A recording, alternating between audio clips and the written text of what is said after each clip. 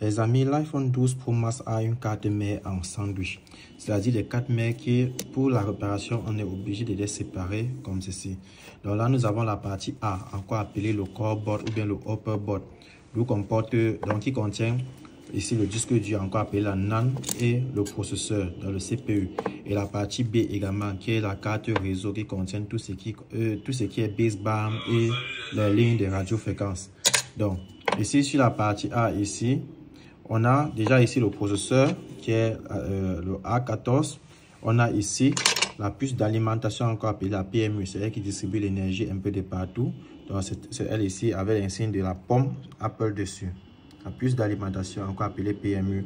Et tout juste ici en bas, nous avons la puce USB. Elle est responsable de la détection de la charge. Donc si votre iPhone ne charge pas, très souvent c'est la puce USB-C qui est endommagée. Vous devez séparer le sandwich board pour pouvoir directement remplacer cette puce-ci qui est juste à côté de la puce d'alimentation. Donc ça demande beaucoup de précautions pour travailler sur cette puce-là.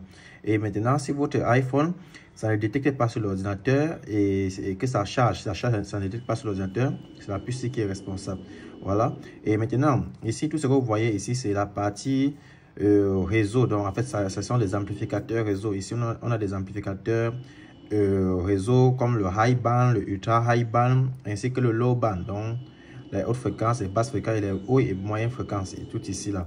Et là nous avons les différentes bobines qui communiquent directement avec la puce d'alimentation. Donc la puce d'alimentation, pour alimenter les lignes buck, ça passe par des bobines, donc l'énergie, le courant passe par des bobines qui vont directement amplifier dans son champ, qui vont amplifier ces courants dans leur champ magnétique pour pouvoir alimenter le CPU et d'autres circuits. Et à côté également, nous avons des condensateurs en couleur marron. Les condensateurs ont des couleurs marron, comme vous pouvez le constater. Donc ils sont là pour filtrer la tension. Ils sont là également pour lisser la tension. Donc ils jouent le rôle de filtrage et de lissage et aussi de stabilisation. Ils sont là pour stabiliser. Ok. Et ici nous avons le clock, encore appelé le cristal. Donc lui, il gère la synchronisation des informations avec le CPU. Donc si lui il n'est pas là, le téléphone ne va pas s'allumer, la PMU ne va pas réagir. Donc ce clock que vous voyez là.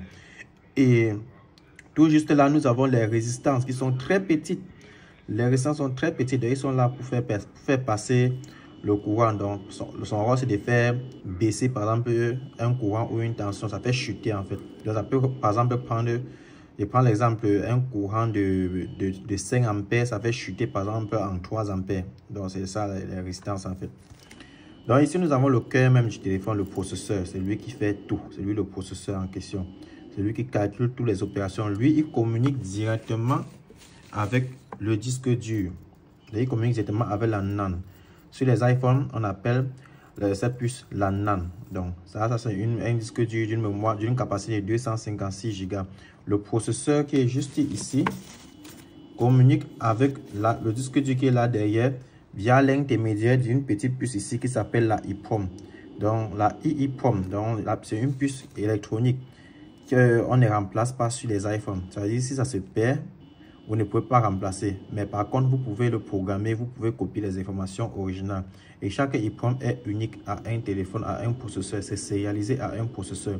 Donc, ce qui veut dire qu'on ne peut pas changer le processeur d'un iPhone. Mais par contre, on peut changer le disque dur. On peut changer le disque dur de l'iPhone, ok? Et ici, également, nous avons d'autres puces. Ici, nous avons la puce d'Otara.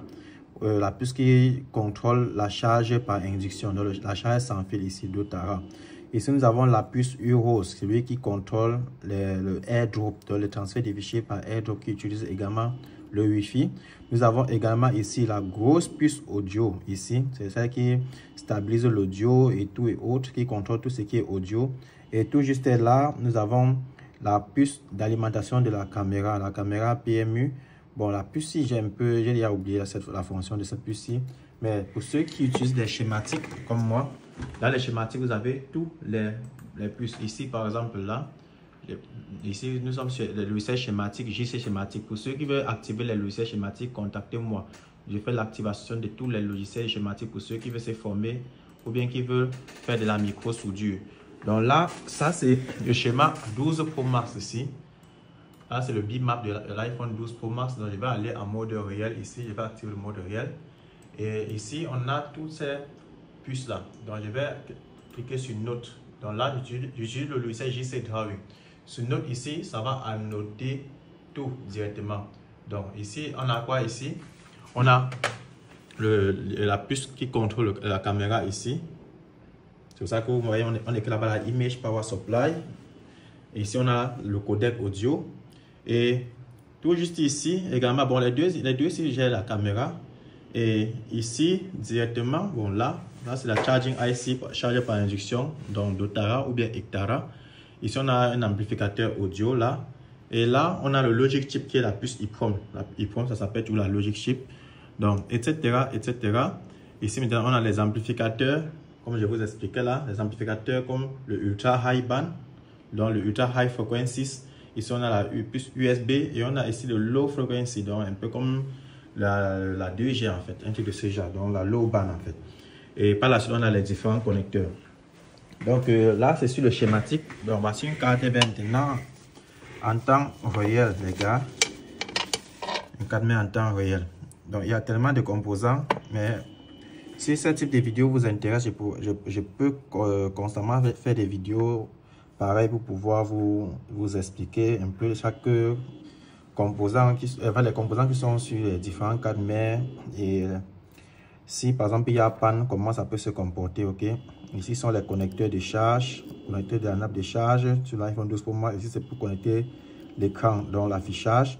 Ici c'est la puce de charge, la puce qui contrôle la charge, encore appelée la taille grise. Donc c'est lui qui fait augmenter le pourcentage de la batterie.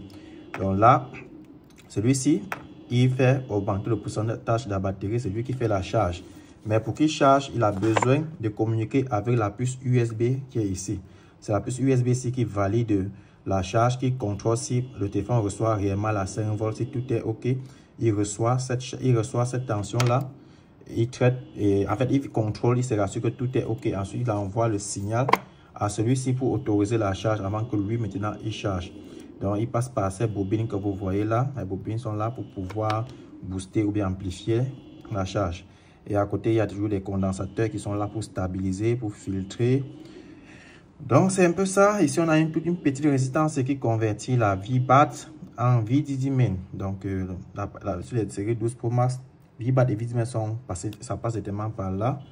Et ici, on a la puce d'alimentation des amplificateurs réseau dans le QAT module avec une bobine à côté qui est là pour booster, etc. Ici, le condensateur. Et là, ici, nous avons la puce du tactile, dans le Touch IC. Si la puce n'est pas là ou bien c'est abîmée, le tactile ne va pas passer. Et pour détecter ça, vous contrôlez juste le connecteur. Au niveau de la ligne de tactile, vous allez trouver que bon, s'il y a une ligne qui est abîmée, ça peut être un filtre qui est coupé ou quoi que ce soit et ça va revenir sur la puce touch. Et si c'est l'affichage qui ne passe pas, vous allez contrôler la ligne d'affichage. Très souvent, la ligne de PP 5V7 est souvent coupée. La ligne qui alimente l'affichage est souvent coupée. Vous venez vous contrôler tout juste. Si c'est coupé, ça va vous ramener par exemple sur la puce du display IC ici, la puce qui contrôle l'affichage ici. Et ainsi de suite, il y a les différentes bobines et autres. Des fois, vous avez des problèmes d'audio. L'audio a des bruits à côté. Il y a pas l'audio forcément, je parle des speakers. Voilà, nous avons les deux puces qui contrôlent le speaker. Ici, maintenant, nous avons la puce Boost qui convertit la VDD-Min en VDD Boost. Là, c'est le disque dur avec les différents condensateurs qui sont là pour stabiliser la ligne parce que le disque dur est alimenté par une ligne LDO qui provient directement de la PMU dans la ligne PP 2V67 ou bien 2V63 NAND qui vient là et qui passe par ces condensateurs pour stabiliser. Il y a aussi des lignes IO qui communiquent directement avec le CPU. Donc, ici, on a les différents connecteurs. Je vous expliquerai les différents rôles. Tout dépend de vous. Si déjà ce type de contenu vous intéresse. Ici, on a... ici, ça, ce sont les différentes lignes que... Quand vous allez finir le boulot, il faut coller la plaquette ici avec la plaquette B. Ça va coller l'interposeur. Donc, si lors du collage, les lignes ne sont pas bien soudées avec la partie B, vous aurez soit les problèmes de email, soit les problèmes de baseband, soit les problèmes de Wi-Fi, Bluetooth, soit également vous aurez des problèmes, vous pouvez avoir même un panic fault. Le téléphone peut redémarrer tous les 3 minutes. Ok, donc là, c'est un peu le contour de la carte iPhone 12 Pro Max. Donc, il y a également plusieurs autres. Donc là, déjà, il y a tellement de composants. Mais cette carte MSI est déjà abîmée. Bon, déjà ici, il y a certaines pattes qui sont arrachées. Juste ici, c'est abîmé. Il y a des pattes arrachées là. Il y a également des pattes arrachées. Mais il y a des façons pour pouvoir récupérer ces parties. On peut gratter pour pouvoir faire fonctionner ces parties-là avec des polish tools. Donc, les petits appareils comme ceci qui permettent de poncer. Ça s'appelle les polish tools. Donc, nous vendons tout ça chez nous. Là, ça c'est la 4M12 Pro Max. Il y a tellement de circuits, les gars, on peut bien vous expliquer. Et bientôt également, je vais pouvoir voir dans quelle mesure je pourrais vous expliquer. Si cette vidéo reçoit beaucoup de likes, je vais pouvoir expliquer les composants de la partie B. Ok, comment ça fonctionne, les différents composants, etc. etc. Bon, ici, je n'ai pas quand même tout expliqué. J'ai expliqué quand même la majorité de ce qu'il faut savoir, les gars. Bon, on se dit rendez-vous dans une autre prochaine vidéo. Donc, pour tous ceux qui auront besoin d'informations en ligne côté micro-soudure et autres, n'hésitez pas juste à vous signaler en commentaire. Je vais évaluer le nombre de personnes et ça va me permettre de pouvoir vous réaliser une formation de qualité dans le domaine de la micro-soudure, comment fonctionne la micro-soudure, les outils, les schématiques, la résolution des pannes.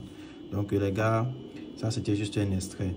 Ok, donc en passant également, j'ai oublié également de vous dire, parmi tous ces puces, également la puce USB-C également, il contrôle aussi une partie du tactile. Donc, s'il est abîmé ou bien s'il n'est pas là, le tactile ne va pas également passer. Donc, n'hésitez pas à vous signaler en commentaire et ça me permettrait de savoir si je peux produire une formation en ligne pour vous, déjà préenregistrée ou pas.